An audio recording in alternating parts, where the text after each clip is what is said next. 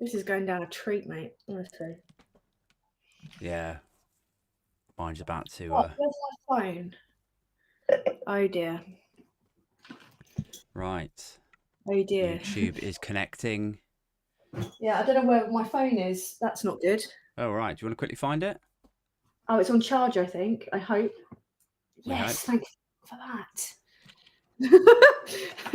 Right, Oh, it's we on go. charge, I think. I'm streaming. We've connected to the stream, so this is fantastic content for everyone. Content. Live Oh, right we're now. live, are we? We are. Yeah, we've got Kerry Dodd in the chat. Wow. What's up, Kerry? There we go. Pop a last-minute tweet out. We'll do a threads as well. Does anyone even go on threads, man? I don't really know. My sense is with friends. Where did that come from? With threads, is like people currently they're in like the duplicating phase where like you'll tweet something and then you'll also put it on threads to kind of that's what you know. But there's very little like threads exclusive content on there. I quite like my new hair actually. I think it's good. You look fierce, babe. Thanks, babes. Yeah, no, it looks good. That's you went full. You went full. The Only Way Is Essex then. I did a little bit, didn't I? Hey to Peter Del Monte in the chat as well. I love Peter. He's one of my Patreons, as is Kerry, and I can't say his like when I name and shame, like credit the Patrons at the end. I cannot say Peter's name sensibly. I have to say Peter Del Monte because it's just that's a great name though, isn't it? It's name. Power to it. Like if your name was Peter Del Monte, how could you not succeed? Say in yes. Well, obviously that too. People would say yes to you.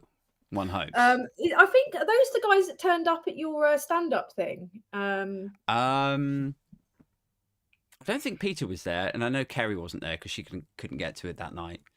There was a few there, yeah. Pingu was there. God, I'm trying to remember who else came along.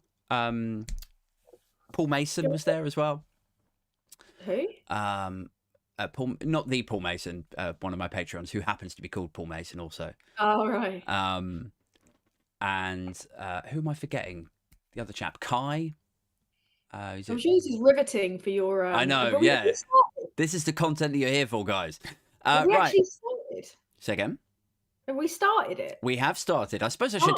Let me try and make this half professional. Right, are you ready? I was going to say. Okay, here we are. Right, so 3, 2, 1, and we are live, guys. What is up? Welcome to a Christmas special of A Thompsin and Other Disappointments. It's episode 235. We're fast approaching the end of the year, so we are. And so I thought it might be fun to do a sort of casual look back at the year just gone. It might be fun to just relive some of this awful time, right? Because, I mean, partly it'll give me a chance to crack some of the same jokes that I've already cracked, in March and June and whatever. But also partly because it's been a fun old time this year, hasn't it? And where a lot of people might have come through a difficult time like this and they might think, well, at least that's over now. I'm just glad I never have to go through that again. Because this is a show that seeks to look at the muck of life, that seeks to wrap its darkness around your light and bum you out. I thought you were going to say something completely different. So that then my audience might be receptible to a helping of gallows humour if we bum them out a little bit. Basically, I thought, let's get a few stories of the year, try and make sense of the senseless. Maybe we'll go on a few rants and tangents of chaos and mayhem, or rangents of mayos, to shorten it a little bit, which would actually make a pretty good band name. It would actually. Tantric Nan's already gone down the shitter, so.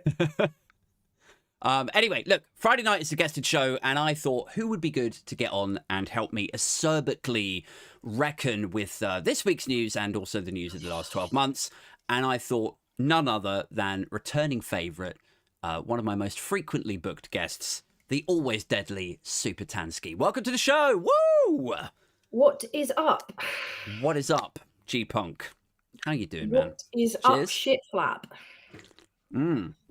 So that's the introduction done. Now, should we just go back to talking about whatever? hip hop Minge. for an hour? No, yeah, probably. I feel like Well, before we started this, like in that like couple of minutes, because I was always late. I'm always late. We were just I was just talking to Aid about my books, my notebooks.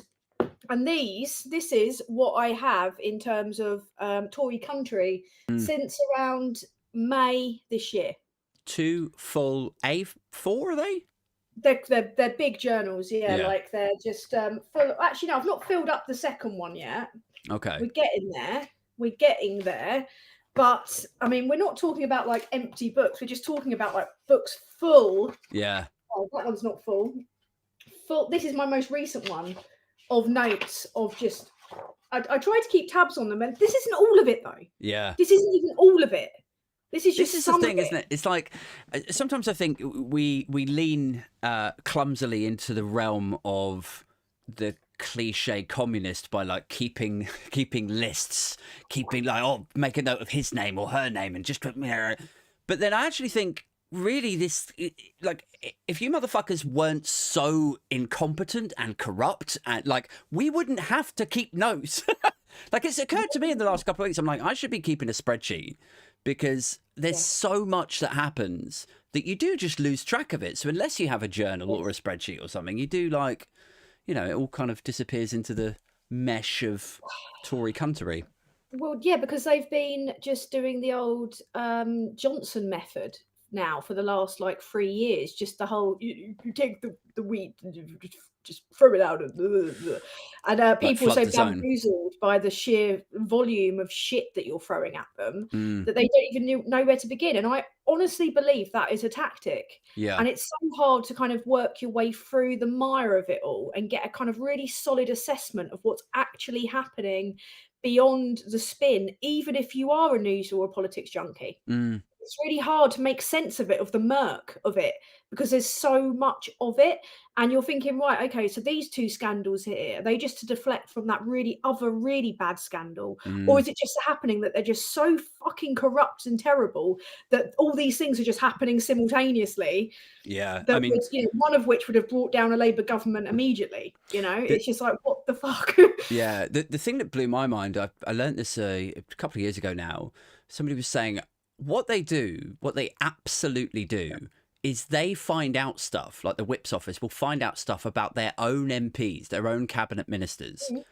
And then when somebody sort of quote unquote important gets in trouble, they will throw that cabinet minister under the bus, brief it out to the tabloids. So the tabloids then run after that story and this guy over here is safe. I was like, fucking hell. Like, so not only is there incompetence and selfishness and sociopathy, but there's also a callousness there. Like I always thought they were all on the same team. They all look out for each other and, fuck everyone else. But actually it's literally fuck everyone else apart from me. Do you know what I mean?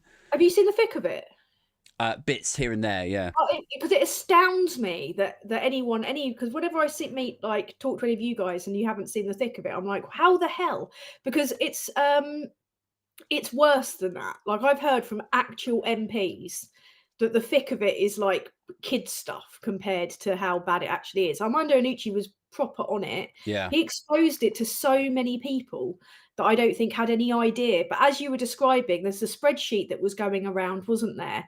That to this day, I don't know if it's true. Disclaimer, don't sue me because I know allegedly, how MPs love to sue people. Yeah, all of that. But they were they had different names of people like Amber Rudd, Liz Truss, Kwasi Kwarteng, Fabricant. And I'm not going to say who was assigned to who, but some of them had shagged each other, apparently. Yeah. Some of them were handsy with junior staff members. I think it's I know that we're being very legally careful here, but isn't it quite widely known, reported and joked about that Liz Truss fucked Kwasi Kwarteng? I put it in a video, and I actually had I nearly said who it was then. I had an MP inbox me because in the video I said, "Come on, Liz, you can tell us. Did you fuck him?" and I had a Labour MP PM me with just capital letters. This, I spat my. He was like, I spat my GNT out. I imagine. You must get quite a lot of that, and I don't think we've ever spoken about this before, but now it's just sort of landed in my head. So do you get a lot of Labour MPs privately contact you sort of celebrating you as a conduit for the things that they could never say? Like, A couple. oh, right, okay, cool. A Because I would couple, imagine, but yeah. to be honest with you, like I'd never say who it is or No. what they've said or share anything. But there are a couple, like, and I'm not, going to go into who they are because I wouldn't want to break the kind of unspoken trust. No, I mean, not this early in the Like, they don't podcast. Like, talk give yourself a couple of glasses of wine first, right? yeah, they don't talk tactics with me. They don't talk, anything like that. They'll just like if I tweet something that is like really funny, Yeah. they'll send me the tweet and they'll laugh about it with me and they'll say, "This is fucking brilliant, genius," But they don't give away their secrets. But and it's not just there's been a couple from other parties too that have DM'd me on Twitter going, "This is just gold, well done." Yeah. But that's just usually when I'm in peak piss take mode, really. It's not, The good thing about I was about to say battling the Tories. I don't know if that's the right word. Maybe it is that they fuck up so often, so similarly. Like, as I was going through some of the top stories of the year earlier in preparation for our chat, I was struck by how similar some of the story. I mean, we all know the stuff about how many Tory MPs have been accused of sexual misconduct. We all know like various lobbying scandals. Only this week we've got this sort of Lineker BBC versus the Telegraph kind of 2.0 thing where there's people go, "Oh, you should sack him. You got to get rid of him." I'm like, have you cunts forgotten how this turned out like last time? Nothing's changed. He's Everyone still a went on contractor. strike, mate. Say again? Everyone. Say again? I missed that, sorry. It didn't work last time. It's not going to work this time. This is just everything that you're seeing from the Conservative Party now. I think I can quite safely say that most of what you are seeing is just pure deflection. Monbiot was spot on when he said that it is just performative bullying.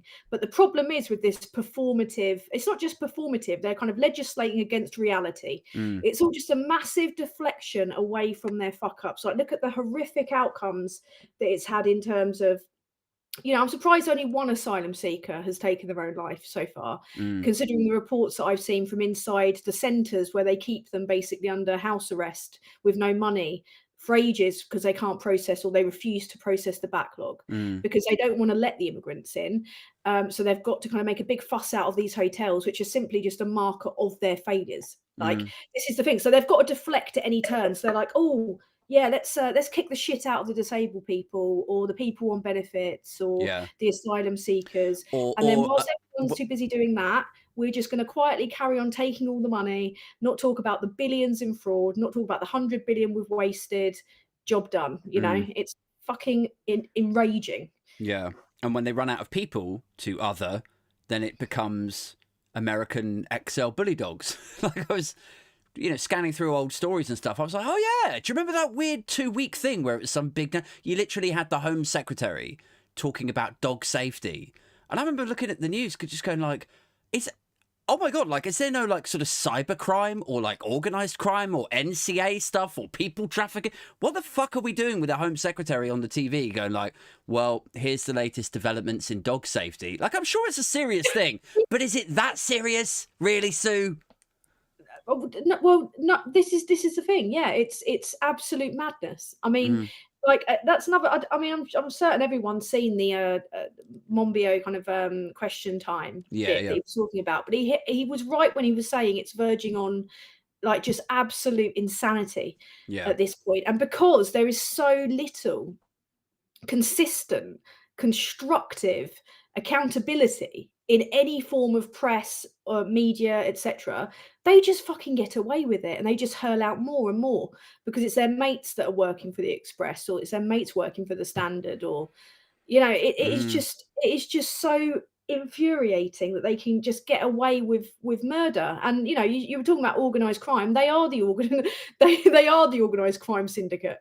Like, they're the biggest one in the country and they're also the biggest scroungers whilst they're going around trying to take prescriptions off people that may not be able to work. And like that, one of the things that enraged me the most this year happened recently with Hunt talking about how trying to defend that prescription thing, saying, if people are too sick to work, we need to help them back in. There's nearly 8 million on the fucking NHS waiting list, dickhead. those people might not be able, they might be waiting for an operation, they might be waiting for mental health services, which are non-existent. So yeah, sure, like, yeah, that would help them, but you're not fucking doing anything, are you? Like, you're just performatively, as Monbiot said, beating the shit out of them and tipping them over the edge whilst taking away the services they need to get back on their feet. Yeah. I mean, I sort of look at it more, I mean, yes, so clearly it's a mean-spirited policy. I don't know if they'll ever be able to fully roll that one out, like, is the upside of it, in a similar fashion to the visa thing that Cleverly tried briefing on a couple of weeks ago, that immediately got jumped on by everyone, like, because everyone knows someone that's got like a foreign wife or a foreign husband, like literally splitting up families. How's that for state overreach? And sort of brushing up awkwardly against the whole sort of conservatism of family values and all that stuff. Brushing up awkwardly. Good phrase for a Tory. Yeah, it's the sort of policy that will break right out of Westminster, reach out and touch people that they would really rather that it doesn't. And so for like within, I don't know, a day, I was like, this is going to get rolled back. There's going to be a U-turn on this. And I think it will be similar with the prescriptions things. I think that will be, hopefully, touch wood, a step too far. But you're right. Like I look at it through a sort of a prism of economics, where it's like the only reason that they're even considering trying to get away with something like that is because they know how fucked the economy is. And actually, when it comes down to it, they would rather let their mates in the banks and the big wealth management firms and big tech, or whatever, they'd let them get away with the tax avoidance and so on, and offshoring and all of that, than like this over here. This is way easier to do. We'll just slash these guys. They'll pick up the tab. They're like, do you know what I mean? Yeah, no, absolutely. But the problem is these fires that are slowly like setting fire to the entirety of Britain. They're in every single public service and sector you can imagine. So there's the issue we've had. I think it was like 16 housing ministers since Tories came. Yeah, 16 fucking housing ministers, and they don't crack on and do their jobs. They just pretend to be a minister for a bit, get the huge payoff, go on to maybe the next minister role. Look at Shaps, for Christ's sake. Yeah, we've got social care issues. Tories didn't quite finish what they started with, trying to kill off as many people as they could to try and solve that with COVID. And then you've got every single like public service or need that people might have is fucked. NHS fucked, housing fucked, economy, their fault, fucked. Everything is just absolutely fucked, and it's all their fault. So everything that they do is just to kind of like, look over here at this thing, just a distraction tactic. I mean, this is the problem. You can't name a single, like, the sea's fucked, full of shit. You look around, even just looking out your window, you can see boarded up shops, high streets on their arse, people's nans going on OnlyFans to get her tits out to pay the gas bill, Yeah, no, you're right. And it's like, it sounds like a cliche, but that's only because it's so true that it's been said by so many people, that there is not one sector or segment of society, to my mind, that has improved since they came to power in that coalition. Like education, health, social housing, private housing, the sea, the rivers, the environment, everything has gone. What have they conserved? Apart from like greed, money, incomes for hedge funders and disaster capitalists. That's what they've conserved. Yeah, that's what they've done. Tanked the economy. Who cashed in? Fucking O'Day, who's always lurking around. Like some wanker at the feast, ready to just cash in on whatever he can, whatever crisis Britain's having, whatever crisis Ukraine's having. He cashed in on the gas prices. Just after Russia invaded Ukraine, big donor to Rees-Mogg. And then you look at Somerset Capital. I think one of the people that set up Somerset Capital with Rees-Mogg has huge shares in Infosys. And then it's just, you just see, like, the problem is when you start going down this path, you end up like sometimes feeling and looking like a conspiracy theorist, because you make all the fucking links and you're like, this is actually published stuff. This is actual fact. It's, BBC journalists, other journalists are talking about this, but it's just like most of the public are just blithely unaware of it. Like they have absolutely no idea that this is all going on. I didn't, until I ended up like making this my hyper focus in life. But then I guess that's where twats like you and me come in, and we make videos about it, and we try and reach people and tell them about it, because it's too big not to know this stuff. Yeah, and sort of to go back to what you were saying earlier about how their friends work within the newspapers, and they're all quite chummy, and also to sort of tap into this Prince Harry story that came out today. Yeah.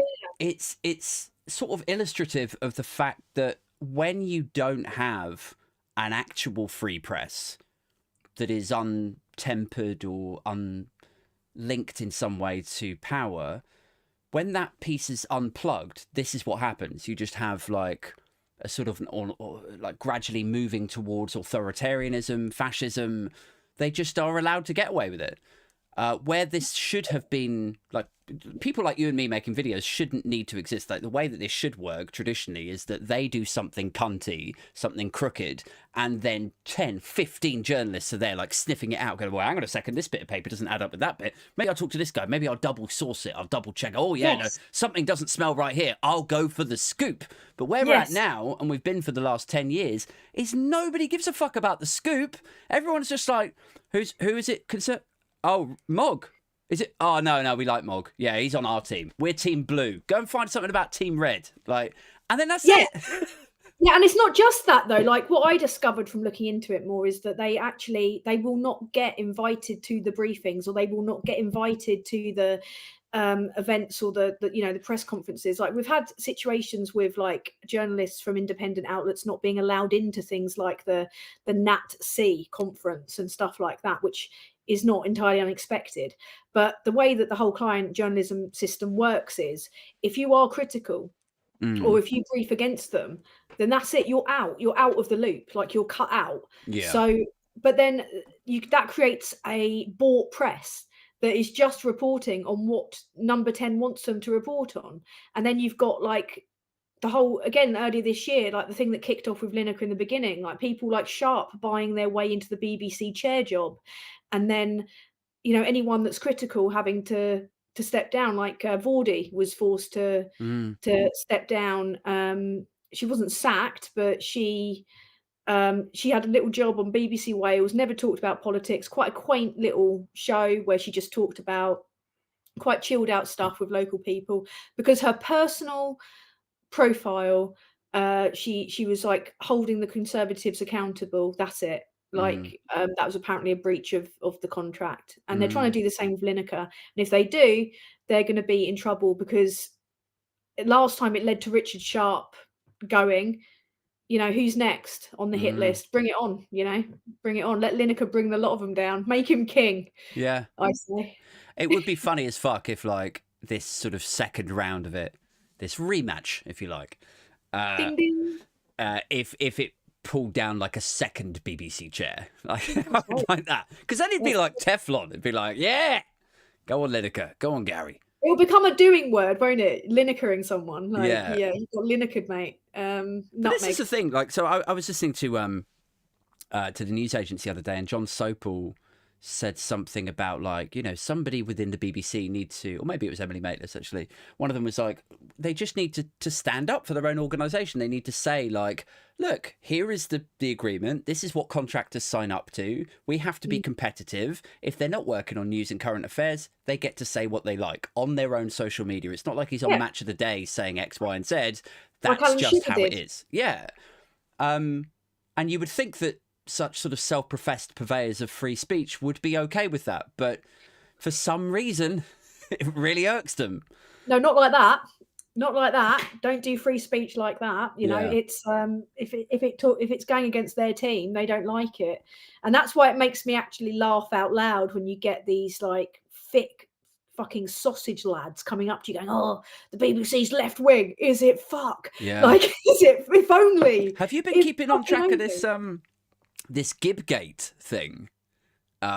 Robbie Gibb was I think, director of news or something, news and current affairs shows at the BBC. He was previously, I think, Emily Maitlis and Lewis Goodall's boss. And they left, and Lewis Goodall said something on a newsagent's pod ages ago. He was like, oh, Robbie Gibb made my life hell. Like, and people had warned him, saying, like, Robbie Gibb will get you. And If it's gonna get you. and and Emily Maitlis alluded to him in a speech at the Edinburgh Oh something shit, or other. yes. She said, Amazing speech. yeah, Yes. she said there is an active agent of the Conservative Party within blah blah blah. Yes. And I assume anyway, it was Navy, to be honest with you. now it turns out Nadine Dorries, there's a passage in her book that probably very few people have read. So kudos to whoever fucking went through that and then dug it out. There's a passage in there that said that sort of talks about this awkward meeting where there's no minutes. There was no agenda. I think it was Robbie Gibb was there in the back room, and there was some pressure. Actually, maybe I'm getting him mixed up with the chairman now. I hope I'm not. But anyway, there's this sort of this suggestion by Alan Rusbridger, the former editor of The Guardian, and a few others that are like, they were trying to install, as in the Conservative Party, and very, very closely affiliated people were trying to install their own preferred candidate as head of Ofcom, and it was somebody that was going to be party affiliated. And that was Richard Sharp. I think it was after Richard Sharp, wasn't it? Because Sharp also went for Ofcom. Was it? Yeah. And he got shot down. He Yes. he wasn't able to, and he was the one who donated like 400 grand to the Conservative Party and helped Johnson get that 800 grand loan. That's right. Because it's the culture minister and it is the prime minister, which I didn't know until it happened, that actually choose the BBC chair. But Ofcom, that's a whole different matter. That's now I know Sharp definitely tried to get a job at Ofcom and failed. I thought you were going to talk about Geordie. Is it Geordie Grigg or Geordie Grigg? Grigg, who was the Daily Mail when he did those unfavourable headlines and he got kicked out of the Daily Mail because he started actually holding the Conservatives accountable. That's one of my favourite media stories. Is like for 2 weeks the Mail seemingly lost its mind. Just went for it. It was Patterson, wasn't it? Yes. Did it start off with Patterson or that fella? Yep. What was the name of that dickhead that was in that was working for like the Cayman Island government or something as well as us at the same time? Oh fuck yeah, the lawyer. Oh, I want to say Osborne, but it wasn't. It was.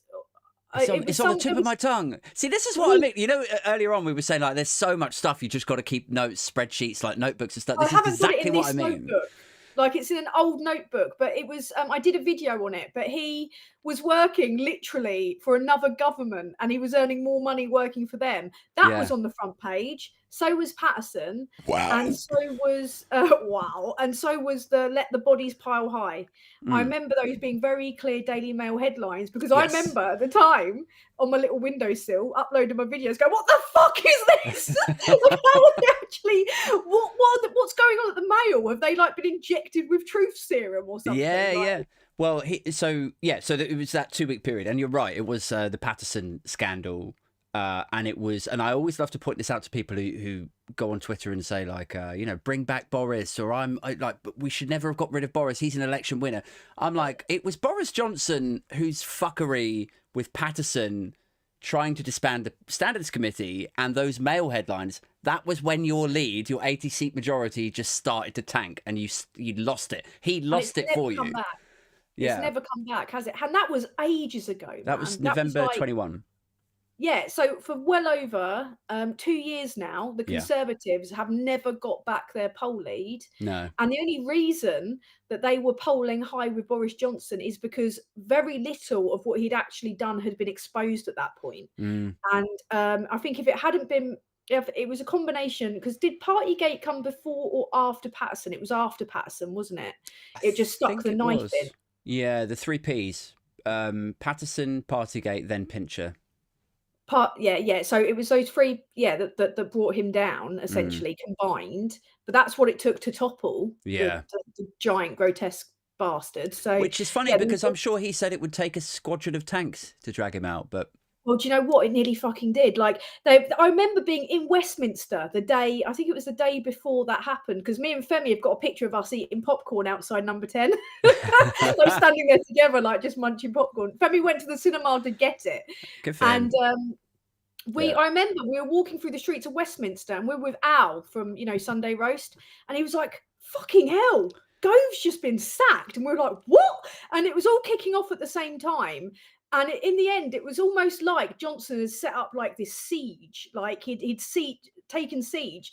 And it was like, I remember seeing the list of all the different people that had resigned, and all that was left was 2 people, one of which was Nadine Dorries.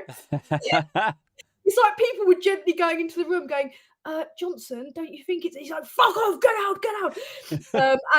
Yeah, that is one of my favourite political stories, I think, was how desperately and unbecomingly, if that's a word, he tried to just cling on to the very last moment. There was no honour in it at all. None. And whenever, like, I think back to that period of Dorries, like, just hanging on in there, I always think of the last scene in, one of the last scenes in Die Hard with a Vengeance, where so Bruce Willis and Samuel L. Jackson are coming in on something, and then there's the bad guy and his woman, and there's all this sexual tension between them, like, the whole way through the movie, and then they're just getting down to it, and then Bruce Willis and Samuel L. Jackson, like, interrupt, and Samuel L. Jackson's like, oh, she's really mad now. Like, yeah, I would be. I'd be like, no, you're staying here, finish the fucking job. Yeah. But no, Doris, that was just, I mean, she's still going on it. Oh, yeah. Like, I don't know does he have a magic knob? Like, does he just jizz diamonds? I mean, I just don't understand it. How does it? Have you seen her husband? Like, so, you know, I don't want to. She's got a husband. She's got a husband who is not dissimilar to Boris Johnson. He's like sort of quite a stocky guy, like mousy, grey, blondie hair. Like, I remember think she was married. I saw a thing on Twitter ages ago where they were like, well, I mean, she has a type. I was like, yeah. Why?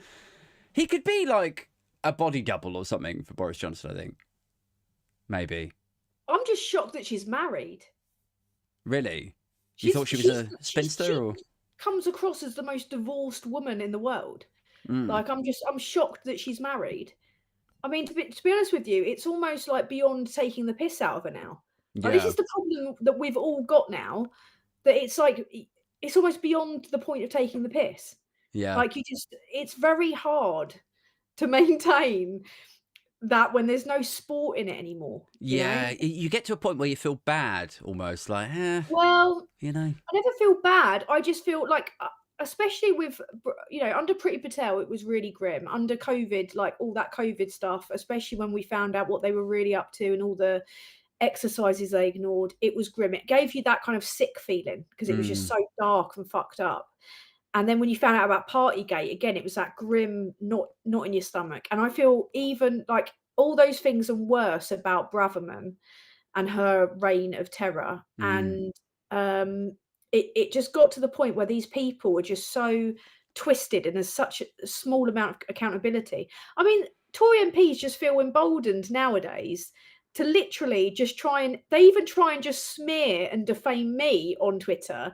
And they'll lay into like things like that they've arguably made worse. They'll pick on really personal things. And I'm like, I'm a private citizen. Yeah, I'm roasting the shit out of you, but I'm a private citizen. Even if I were, it's like if they worked in Tesco, they were like the Tesco manager. And I was arguing with them about a bottle of vodka. And I was like, oh, fuck off, you chubby wank or whatever. They would be able to just turn around and start fucking laying it back at me. Yeah. They'd have to have a degree of professionalism. They wouldn't be able to just like throw the vodka on the floor and start fucking going in fist flailing. That's a good point. Like, we used to have that, I think, like professional political standards where people would be like, do you know what, the satirist over there has done this, or like Spitting Image have drawn me to look like that. But I'm like, there's an element of respect and professionalism, and I'm just not gonna lower myself to that level. That is fucking gone. Like, people like Lee Anderson, Gullis, Ben Bradley, even Mogg, like the standards, the decorum has just completely left the building now. They feel empowered, I suppose. Like, yeah, like a lot of other people do. They get on Twitter and they want the endorphin rush of having 500 people click like and go like, oh my God, Lee Anderson said this, isn't it funny? Like, but the difference is, right, the power imbalance with these, and it's always the men that do it. I mean, obviously Johnny Mercer's wife and I have had a few run-ins, but she learnt the hard way not to fuck with me, really, when I made a nickname for her trend at #1 in Britain. But in terms of the others, there's like massive imbalances, right? They're like far richer than me. They're earning salaries I can only imagine dreaming like of earning. which is remarkable because I could probably do their jobs with my eyes closed. Secondly, there's a gender imbalance Mm. and there's a massive power imbalance. All those things are massive power imbalances. So they can afford Booper. So, they come for me on things like, bigging up the Samaritans at Glastonbury. And it's like, it's all right for you, dickhead. You could afford to see someone if you had a hard time. Like most of us can't because of you lot. And then obviously, there's the whole kind of like powerful man doing this to a woman. I mean, don't get me wrong, I provoke the shit out of them, but Mm. that's what people like us are on Twitter to do, is provoke the shit out of them. And Well, also, there's no accountability whatsoever, and they're putting their foot in it because obviously it'll be a record forever, won't it? Not that they care, but it'll fuck if the Conservative Party's if they ever restore any semblance of dignity or what used to be their values, that's never going away. yeah, it'll always be Ever. there. I do think like this period should be just like set in. So there should be a monument. There should be an actual like sort of Whitehall statue to commemorate this awful period that we've all gone through. Of Where, us. like, never forget like how bad the Tories got when they were untempered. They were allowed 13 years to just run riot. Look at all the looting. Like, there'd be a statue of a guy running off with like public money, and then on the other side it'd be like, I don't know, a dead old lady with COVID, and like just something there to remember how bad things got, because they will rebrand. That's the fucked up thing. After the GE, they'll lose it.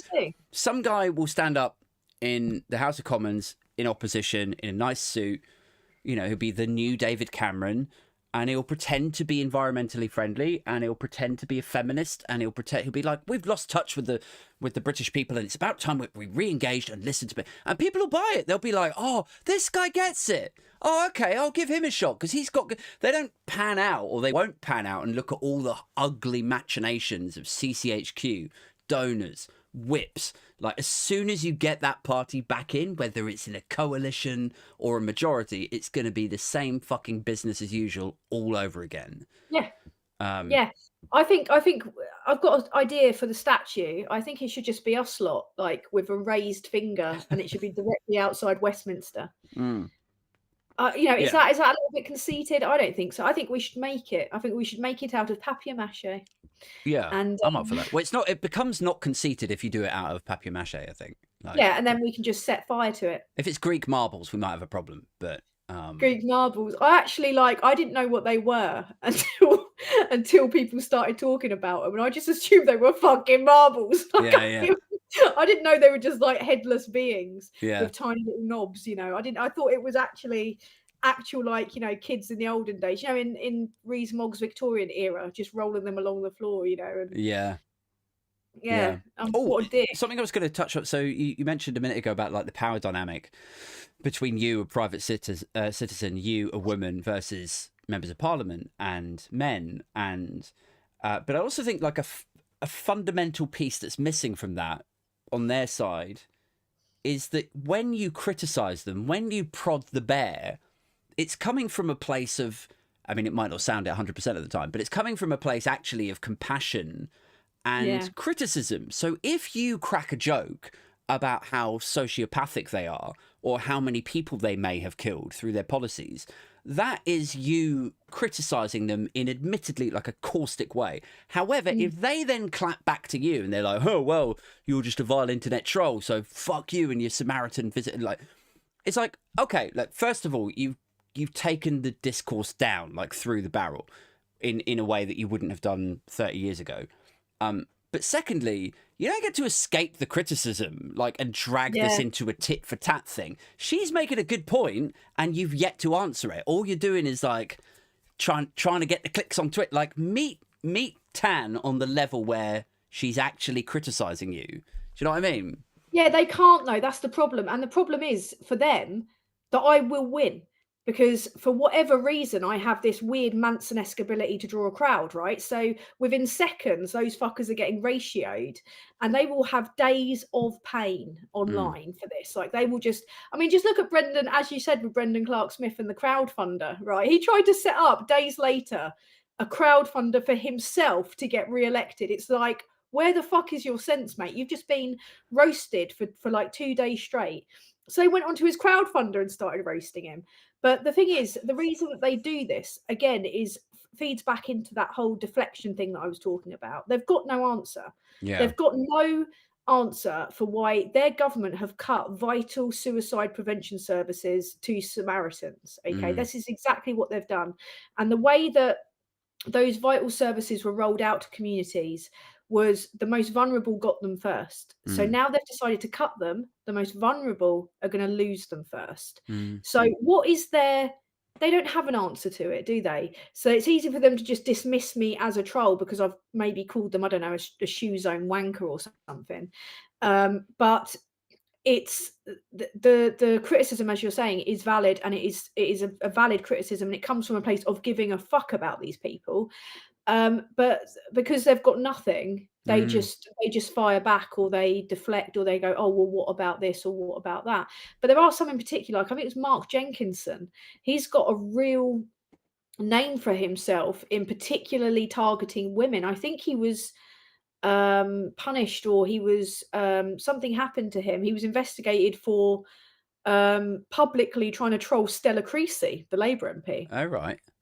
And then he was making kind of really sexist comments about me online. A serving MP.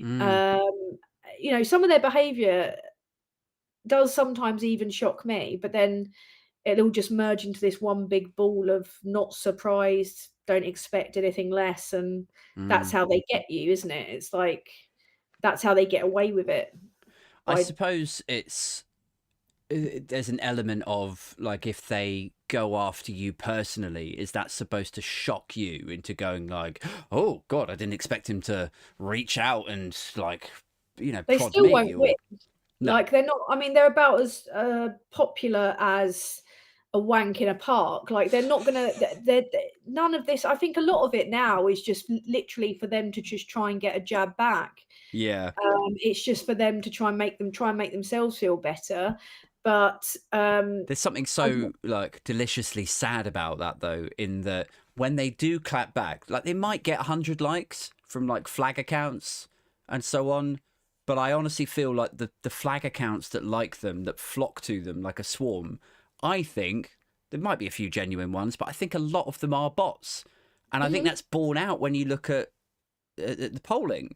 Like when you look at how poorly they're polling, and when you look at Vox Pops, and you look at the audience of like majority Tory audiences on Question Time, and still nobody puts their hands up to like vouch for the Rwanda policy or whatever the policy or scandal might be that you're arguing with these people about, I think they feel buoyed and emboldened by getting the 100 likes.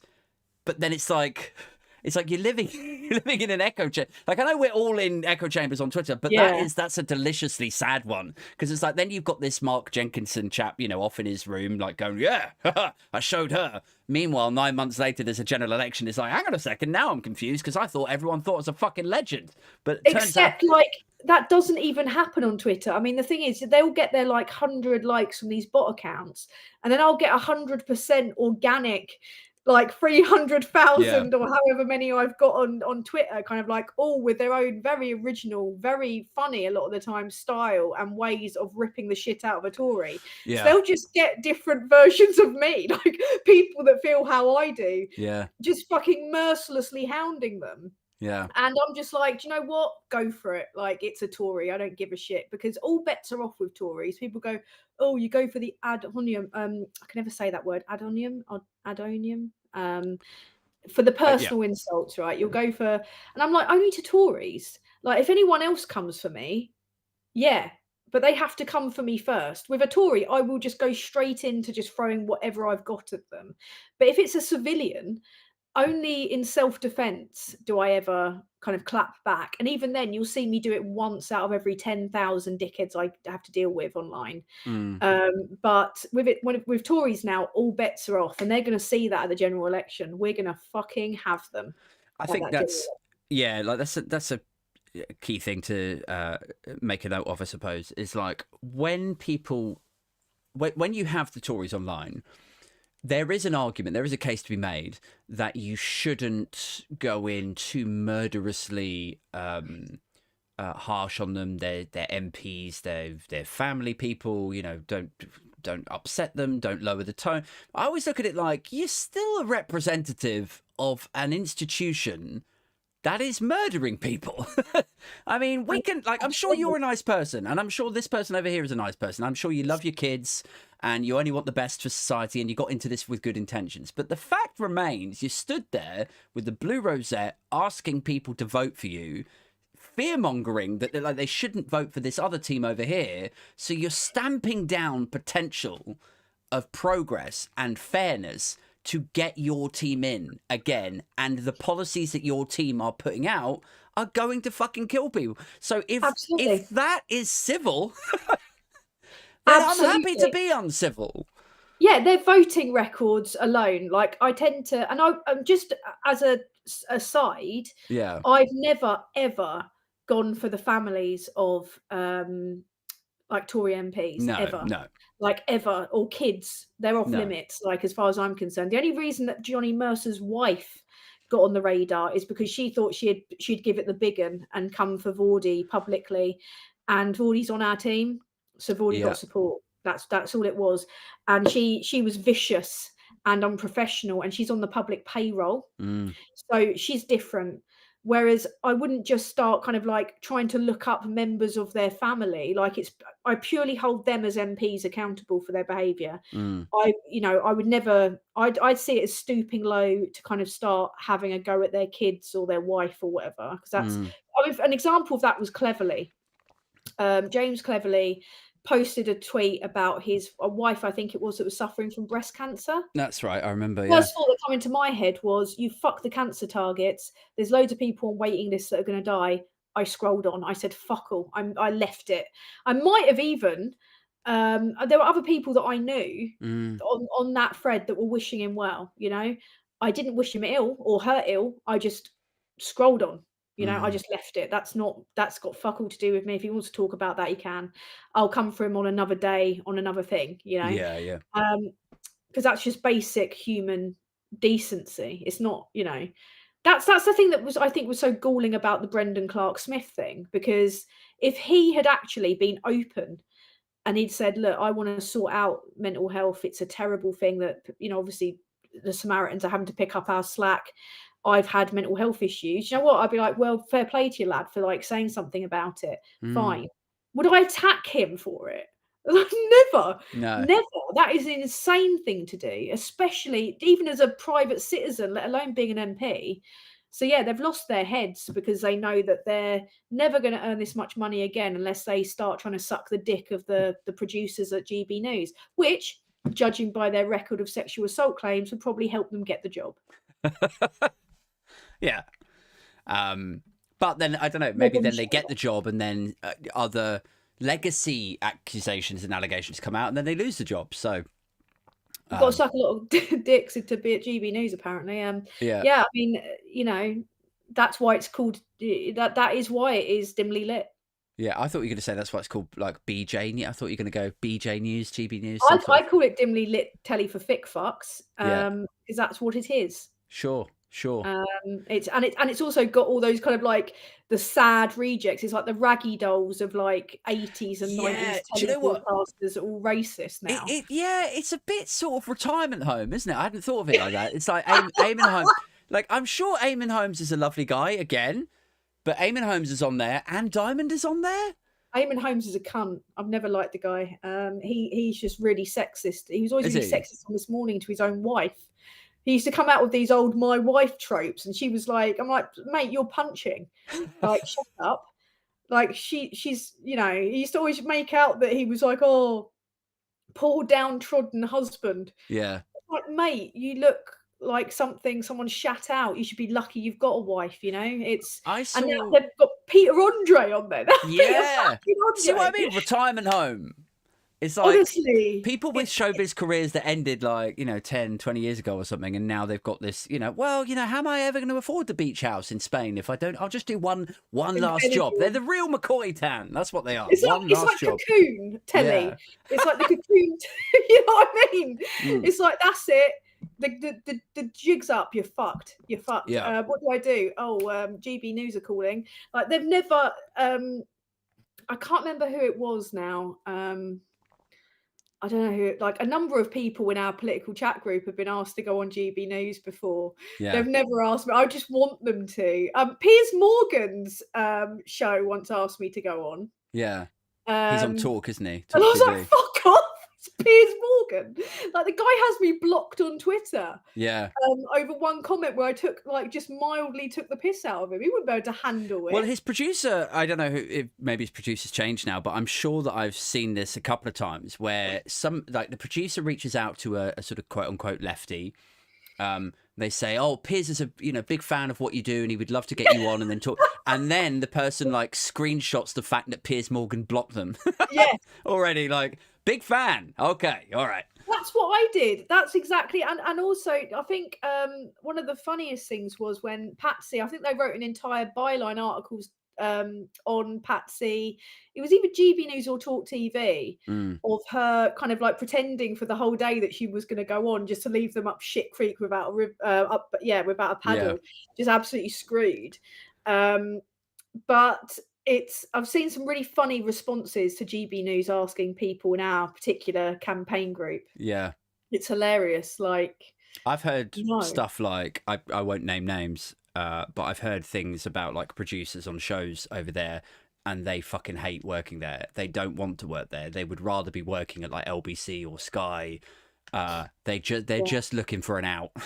And it makes me laugh then when I see like these videos. Like there was one on Twitter today of like all of the GB News staff welcoming Nigel Farage back after he's been in the jug. Oh yeah, welcome back, heroes welcome. Walk down the thing, and I'm just like clapping back on this. I'm like, can guarantee you probably half of those people are looking for jobs elsewhere. They wish they were working at like Sky or like a proper news channel. And they're stuck working at this fucking place. Everybody come out into the corridor. Nigel's going to be here in a minute. Come on. I want to see hands. Hands in it. Look out for the applause sign. Look out for the applause sign. All right, do me a favour. That picture of him like clinging on to some like young blonde thing, right? Yeah. And this young blonde woman, and he's got this like really weird long kind of nail on his left hand, like really. Like, he's got like a kind of like weird nail, and it's just like that guy. Honestly, I could without conscience just punt him deep into the fucking sea. I really could. He's got a really like punchable face, hasn't he? It's like it's squishy. It's like if you punched it. You would just, what would happen? Like if you punched Nigel Farage, tell me metaphysically what would happen to you? I'd feel joy. I'd feel nothing but unabashed joy. You know what? Do you know what? I'd have empty balls within 30 seconds. Do you know one thing that always sticks in my mind when I think of Nigel Farage? One thing. It's so fucking rare to survive a plane crash. So rare. Yeah, right. So rare. Yeah. So rare. How come he gets to survive and Aaliyah dies? That's what I want to know. Exactly. Why do we lose Aaliyah and keep him? Was it Glenn Miller that died in a plane crash? Don't know. Buddy Holly did. Fucking legend. You know what I mean? Yeah. It's always like, I think this every time we lose another legend, I think they're gone, but they're doing fine, and it's just, there's no justice. It proves there's no God. I feel the same about myself when people I know that are good have died, like passed away. I just think like, she was so nice, such a nice person, and I'm such a piece of shit. Like, why am I still here? Like, do you know what I mean? Oh, not you, Aid. Like, you're pretty. You're not. You're not at the bottom, but you're you're the list of people I think should go first. I mean, you're in the top 10 of the worst, though, but cut yourself some slack. It's like fucking what's it called? Top of the Pops. Yeah. Up 3 places. Yeah. Nigel Farage. Do you know what? We've been gassing away for an hour like we normally do, and I've not even touched on some of the stories. So I'm going to quickly go through some of the big stories of this year. For the guys, so at least I'm not done for false advertising. So here we go. The year started, and we will probably just get up to July because that's as far as I got to prep. So the year started The year started in January. Richard Sharp, chairman of the BBC, allegedly organised a loan for Boris Johnson. He would later be found to have done so, and he would be forced to resign as chairman of the BBC. In a race to hire presenters who reflect the cognitively challenged community, GB News hire Jacob Rees-Mogg as a presenter, and Talk TV go with Nadine Dorries. In February, Truss makes a return to political life, complaining that her economic agenda was never given a real chance. How do you feel about that, Tan? Do you think we gave her a chance? No. I mean, she had those sort of few weeks where my mortgage fucking exploded, so I feel like, you know, maybe you had your shot. I'd like a chance with Liz Truss, but I'm not going to say why. Just 5 minutes with her, yeah. 5 fucking minutes, I'll ruin her life. Yeah. Also in Feb, Dorries says that she will quit or stand down at the next election. 2 weeks after saying she's got plenty left in the tank, Nicola Sturgeon resigns. Starmer announces that Corbyn won't be standing at the next election. That's all in Feb. Heavyweight standing down. Bloody hell. I know. There's so much has fucking happened. In March, Honesty and Integrity's Rishi Sunak bans journalists from the Tory Spring Conference. Against all of the odds, this is a good one, in March, Brexit Barbie, Isabel Oakeshott, pulls a fast one on Matt Hancock. Oh, yeah. Yeah. I don't know how you pull a fast... How do you get things past Matt Hancock? He is one of the Conservative Party's intellectual titans. He's a Tesco value incel, man. He's a cunt. Weird guy. Weird guy. He is weird, isn't he? Fucking weird. Then we've got Boris Johnson at the Privileges Committee. They ban him from Parliament. April, Fox News get fined $1 billion, and part of the settlement... $1 billion. Part of the settlement is that Tucker Carlson has to go, so he gets fired and he starts a show on Twitter. Presumably because... mad over there, honestly. Like, if I started delving into American politics, I'd completely lose my mind. I just keep tabs on it from a distance, and that's it, because otherwise I'll just go... This is the thing. This is the solace that we can take, is that as batshit as British politics has become, at least it's not that bad. I mean... You say that, all I get are Americans nowadays on my videos going, wow, you guys sound like us. Really? Yeah. Like loads of comments from Americans on TikTok going, wow, this just sounds like the US. Yeah. Welcome to our world. Oh, you just I mean, I saw a video. I'm going to do a punk politics with this video. I saw a video on Twitter yesterday with this fucking lunatic draped in like Trump paraphernalia and this sort of perfect teethed blonde woman in her 60s interviewing her, and they're saying like, what do you like about Trump? And this woman's like, I just think he's a godly man. He's just doing this for us because he loves us and he's looking out for us and he's a godly man. I was like, you're out of your fucking mind. Well, who are these people? Like, godly? Do you call godly? Like fucking strippers and you know, having like raping people and all that? You call that godly? That's exactly, well, almost exactly what I said. So it was that guy Moog on Twitter. What's he's up, a legend. Yeah. Yeah. And I said, like, you know, I was sort of doing the, you know, the asterisks where you sort of say, like, this is what I'm doing sort of thing. I said, you know, shows her the rape allegation, the empty bank account, the corruption, the blah, blah, blah. And then, like, quote marks of her sort of saying, like, it's clear now the Lord is testing me. Like, they don't care, though. No. This is the problem. This is what has infiltrated Britain too, which I was thinking about just this morning, because on a lot of my videos, I get, if I mention COVID, I'll be very brief with this. I get loads of conspiracy theorist nutters. Before, it's a massively, I think it's a US import, this stupidity, this anti-vax stupidity, because it wasn't like this. Yeah. It didn't used to be like this. There were a handful of dickheads that didn't understand science or stats, who don't even have the cognitive or the education, let alone the capacity to understand the stats themselves, let alone, you know, they're not epidemiologists. Like, we didn't used to have this level of idiocy. And it's just people just getting worse, you know, they're just believing mad shit. Well, it's the same as the sort of, it's the Mark Jenkinson sort of bot effect. It's like people go on Twitter or Facebook or Threads or whatever the platform of the week is, and they say something, and then 100 bots or 100 like-minded idiots come along, click like, reply back and go, oh, you're so right, Tan. Yeah, I've been thinking this for a while. I don't know if dogs are real. And then, like, everyone just gathers around, they all get emboldened, and they start a little social club. And what is clocks? yeah. Right, let me try and get through this. So, let's get to May. The lawyer who breaks laws, Suella Braverman, gets caught up in a speeding row, partly for breaking the law, but mostly for allegedly trying to get her civil servants to secure her special treatment. But, funnily enough, I've only just learnt this today, Robert Jenrick, who was her number 2, i.e. immigration minister, to her Home Secretary, he's given a 6-month driving ban at exactly the same time. What? Yeah. Speeding I didn't know about that. Speeding course for her, 6-month driving ban for him. And I'm like, what the fuck were they on their way to? It was so... Yeah. What were they trying to, like, get away from a bunch of poor people? Clearly, yeah. Really fucking quickly. Here they come. Robert, get the car. You get to May, and that's it. You were fucked from May. That's May. What did you get up to in your I got up to July.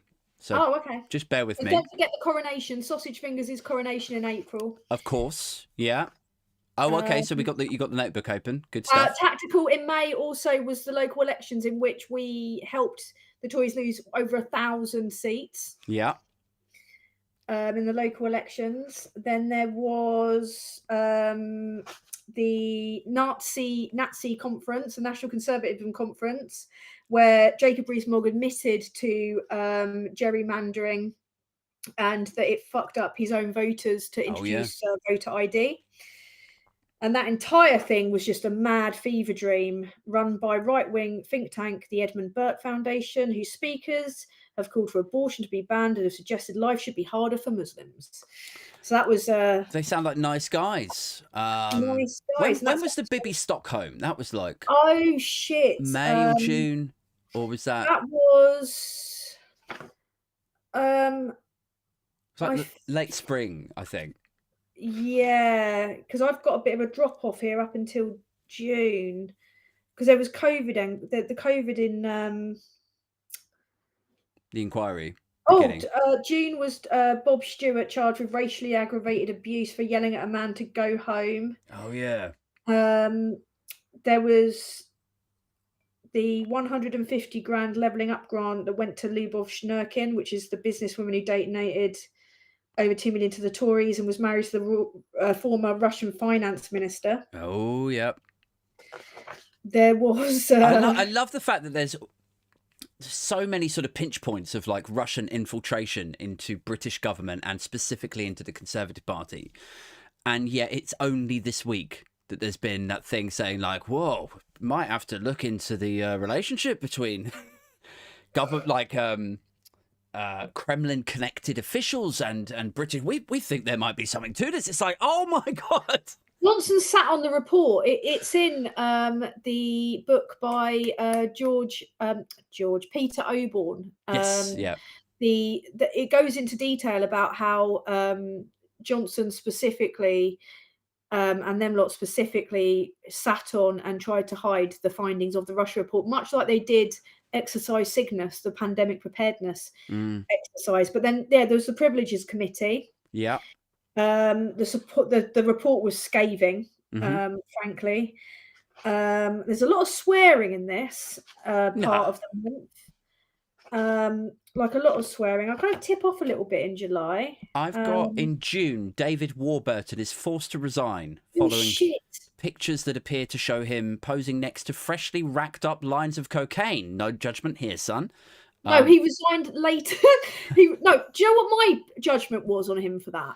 I really fucking judged the guy. Who racks up cocaine on a baking tray? Put it on a fucking baking tray. And to look so smug as well. Like, he looked pretty smug about it. It's like... He looked pretty gacked up, to be fair. But he was, like, sitting there, and it's on the bottom. Yeah. The greasiest part of a baking tray. Yeah. Is arguably the bit that touches the bits that no one really, really bothers to clean unless they're weird and they clean. A fucking baking tray. Yeah. But we should also mention here that...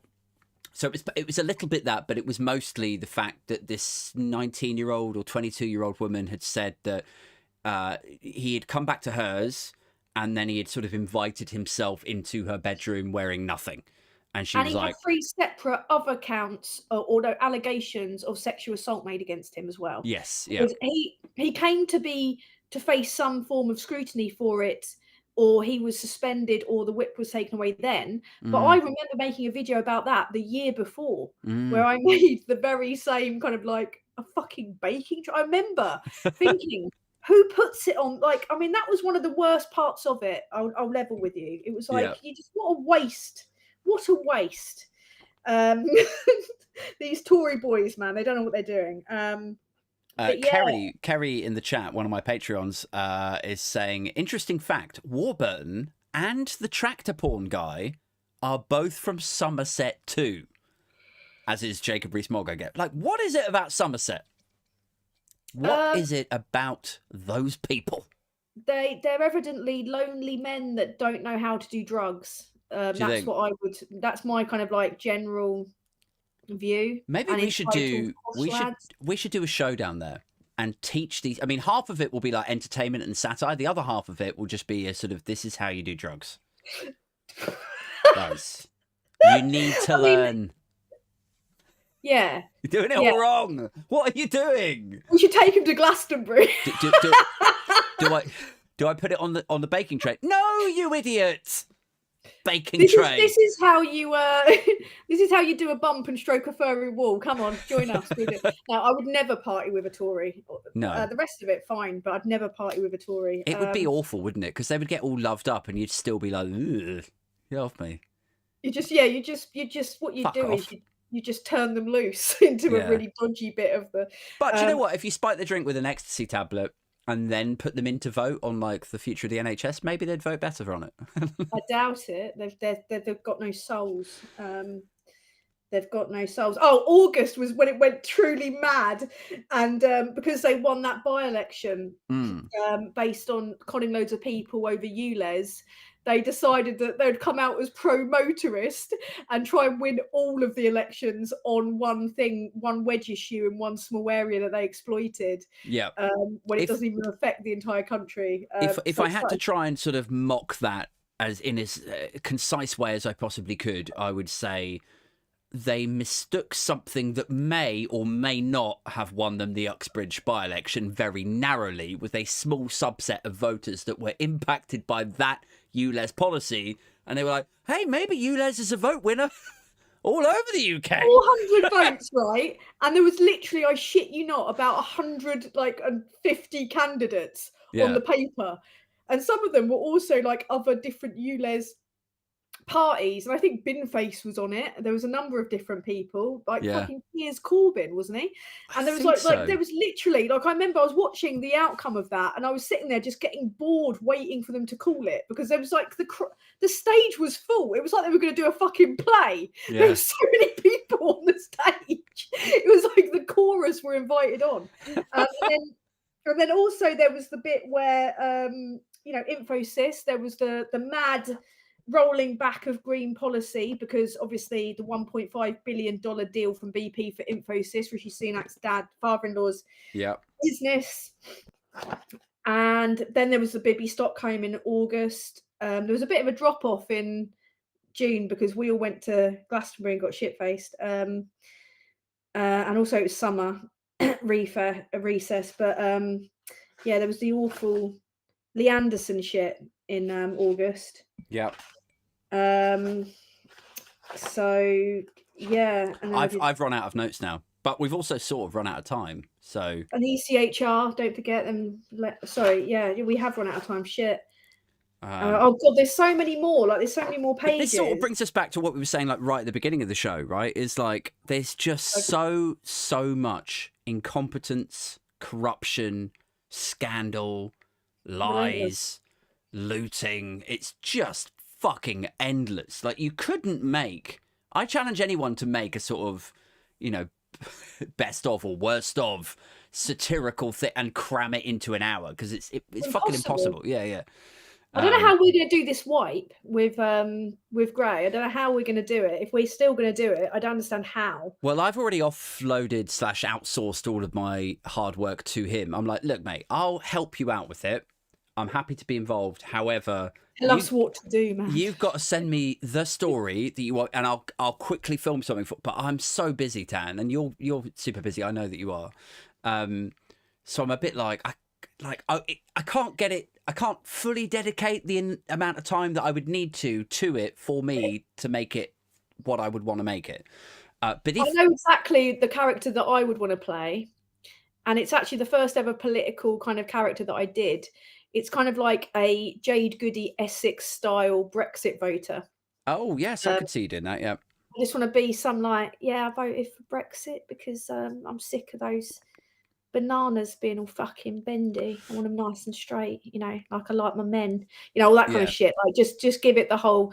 But at the same time, I think I'd probably vomit blood on myself, pretending to be that human being. So yeah, there is an element of like when you become when you fully give yourself to the character, Tan.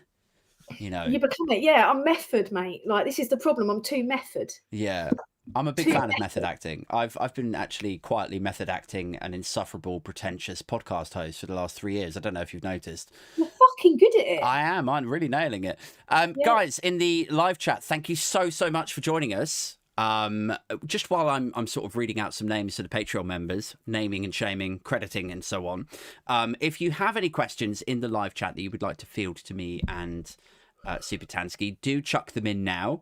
Yeah, be quick though. Quick like a bunny. Yeah, be super quick because we've got to jump on Labour Social in 15 minutes. Oh, shit. So just give a quick shout out now to my Patreon backers. You guys are fucking legends. You've stuck with me through thick and thin. And it means the world to me. Let me just quickly... He does love you. He wanks over you regularly. Oh, my God. That is not part of the Patreon. It is. It is. Even if he doesn't realise that he is deep down. Right. I'm just going to ignore all of that, Tan. Right, so big shouts to Rachel Harris, to Bowman, to Kai, Chris D, David Voice, Martin Maracas, Mojo Sabian, Martin Maracas, Peter Del Monte, Pingu, Stuart, Pingu. T-Rex, Aaron, Aid, Alex. I've got an Aid now, by the way. Not just me. I'm not the only Aid in the cult. You're not the only one with AIDS. No. Wicked. Alex Suter, Jeff McGow, MJ Nichols is very new also. MJ Nichols, good name. Yeah, sounds like a garage MC, doesn't it? Sounds like a kind of like an R&B singer from the 60s. MJ Nichols. Ned Berg, Sarah Setters, Simon Flack, Ailsa, Malcolm, Rodri, and Kerry. Thank you so much, guys. Let's quickly go back to the chat. We might not have any questions. Alex says, I'm watching South Park. It's depressing. This country needs cheering up. That's what we're here for, all right? If you're watching South Park, you know, I was about to say I'm disappointed, but that's the whole thing of the show. So there we go. You're watching us whilst watching South Park. Yeah. Tim says, if you had to fall in love with any Tory MP, who would you choose, Tan? Death. I think, like, falling in love is a big... I could probably sleep with a female Tory MP. There's a few that I could probably shag. Yeah. But there's none that I could ever love. Yeah. I could hate shag a few of them. There's a couple. Guilty wanks, I would say. Do you know what? I'm even struggling to think of any Tory MPs I fancy or could fancy, you know? Oh, there are a few, you know. Penny Mordaunt's beautiful, I think. Penny Mordaunt's all right, yeah. Pretty. Mojo Sabian says, Tan, isn't there a real danger because of the disconnect between media and social media that an exceptionally caustic critique of an MP plays into them dismissing your work then as trollism? Yeah, probably. But it's all we've got.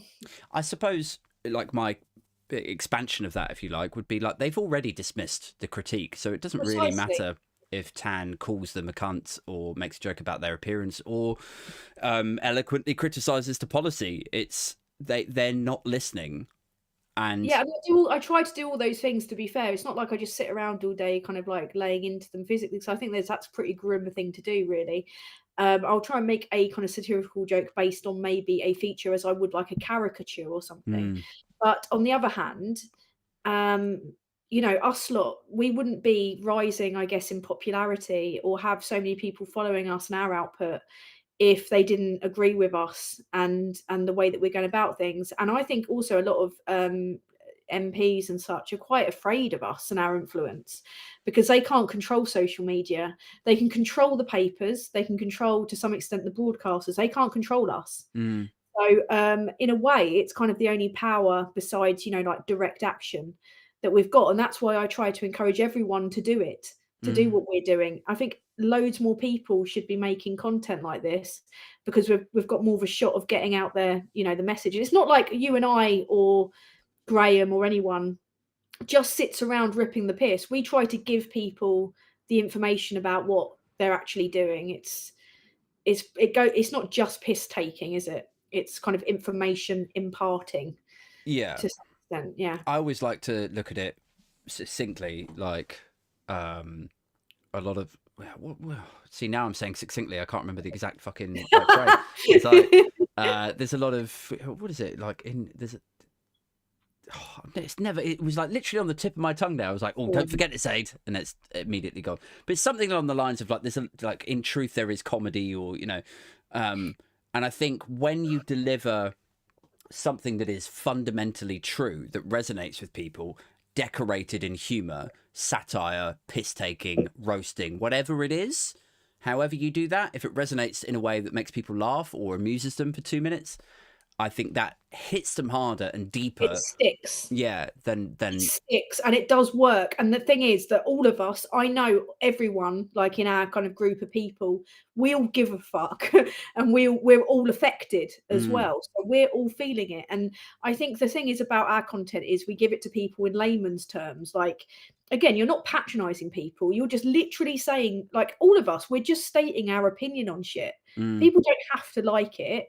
They don't have to agree with it. That's cool. But we have a fucking right to say it, and we're going to keep saying it because it's just, you know, absolutely important and vital to us all that we do. And we're so far down the path now that there's no going back, really. Yeah.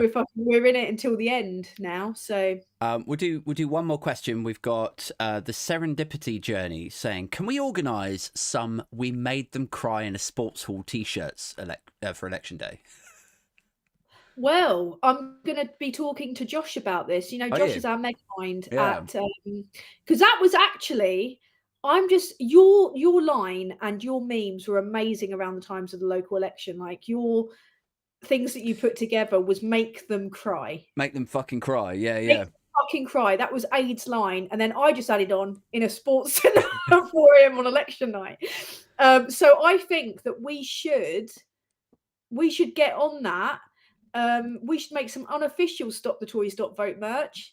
Yeah. You know, because me and you, Aid, we're the naughty ones, we're the rogue ones. I think we should. Well, this is it. It's like, so I was saying to you earlier, but for the benefit of those in the live chat and indeed listening on Apple and Spotify, I was saying, you know, I'm going to be on Labour Social later. I hope I don't derail it. Like last time I was on Labour Social, I was a bit rowdy. And that's the second time now that I've been on it and been like 3 or 4 beers deep, and I've got a little bit playful. And then the next day I wake up, I'm like, oh God. Aid's going around doing the apology rounds. But that's right.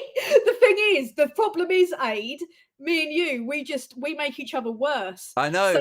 So I think you and I have both warned Graham, and I said to Graham earlier, I said, are you sure me and Aid are going to fire each other up after this, and we're going to just pile in to fucking Labour Social and go a bit mental? And he was like, I like unpredictable, it gives me dopamine. And I was like, you don't know what you've asked for, Graham. Yeah, all right. You don't know what you've asked for, because the way that you ended Labour Social last time, I almost spat out my hot chocolate with the your mum joke.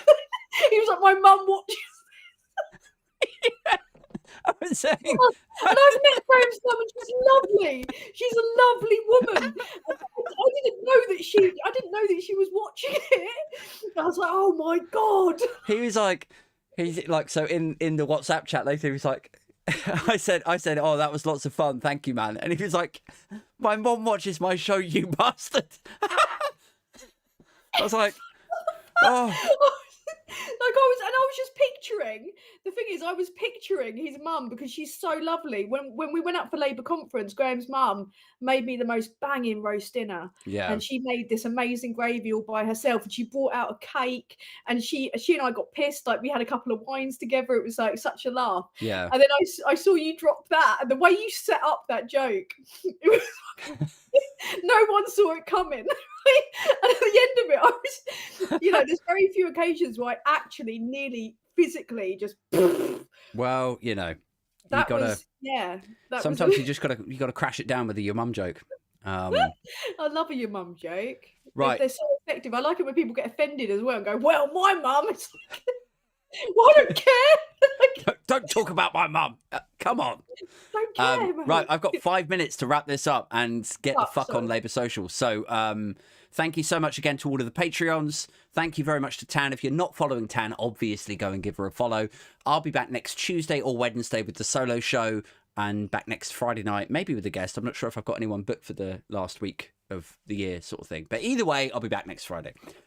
Take care of yourselves. Stay booge. Keep it #Bimpfluencer. And we're out this motherfucker.